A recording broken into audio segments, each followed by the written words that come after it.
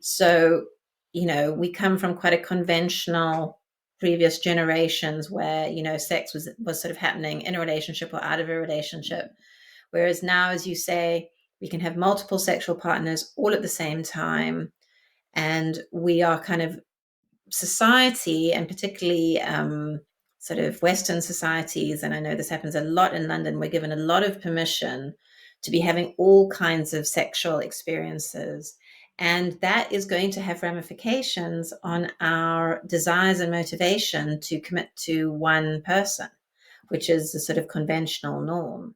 Hmm. And so I definitely noticed this sort of there's a boundarylessness in some ways to life now, where kind of anything can happen. And when people are single, they can feel very lost. They can feel very like alone in this busy world and sort of struggling to find the place that's right for them. And that's because there's so much going on now. There's so much that we're being told that we can do and we can experiment with and we should try and we deserve and we're entitled to. And I think that that does cause problems because we are getting more and more individualistic in our attitudes. We are really interested in ourselves. We're very interested in our lives and having the best life we possibly can and having experiences and really wanting the best for ourselves.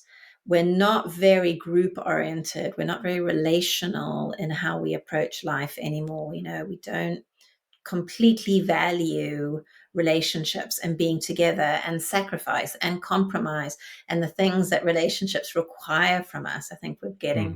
we're losing our way a little bit with that. When relationships are too difficult or too challenging, people are just ending relationships and leaving.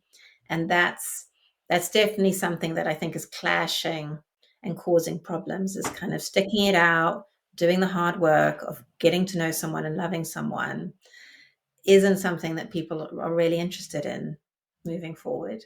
I mean, does that Yeah. sound sort of, does that resonate with you, what I'm saying? Can Oh, you yes. recognize that?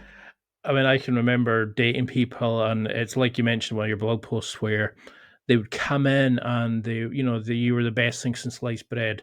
But the second the Yeah. sheen wore off, it was amazing how quickly they would just say, "Oh no," and they would give you some fake, thing of, Yeah. "Oh, it's not you, it's me." As soon as Mm. they had lost that appeal and it was on to the next thing, it was like the kid with the Mm. shiny toy. And Yeah. that's something I struggle with, because there's that Mm. thing of you're broken if you're single, especially Yeah. after a certain age, and people would turn to you and say things like, "Oh, I'm sure you'll meet somebody soon." And you're thinking, well, Mm. what's the difference between me? Like, should Yeah. I go and date somebody that I'm not happy with just to fill Yeah. a societal belief Mm. that you know? And I mean, that thing of, like you've mentioned in other posts and interviews, where the first relationship you should have is with yourself.